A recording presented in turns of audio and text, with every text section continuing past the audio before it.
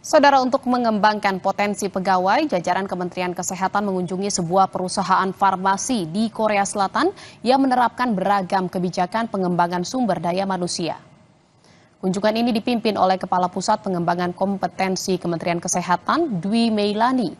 Kunjungan dilakukan ke fasilitas laboratorium farmasi di wilayah Osong, Korea Selatan. Dalam kesempatan ini, pihak Kementerian Kesehatan juga mendapatkan paparan dari sejumlah pekerja Indonesia di Korea Selatan.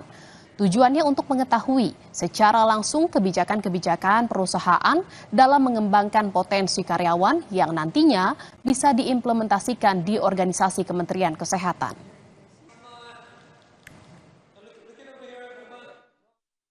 Tentunya harapan Kemenkes diantaranya kami memiliki 6 pilar transformasi, salah satunya adalah transformasi SDM kesehatan.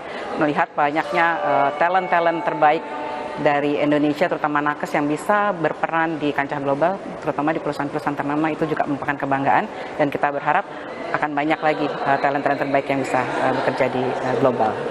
Yes, of course. The Daewoo has a aspiration to contribute into the talent development of Indonesia, especially in the biomedical and bioregenerative area, pharmaceutical area. So if there's any opportunity to collaborate and open collaboration with any institute in Indonesia, we'll try to share our talent development programs.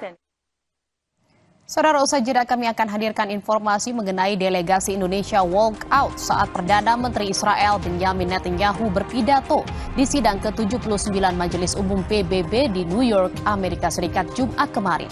Di forum yang sama, dalam pidatonya Menlu Retno Marsudi menyinggung soal isu Palestina. Informasinya sesaat lagi bersama rekan saya Yan Rahman.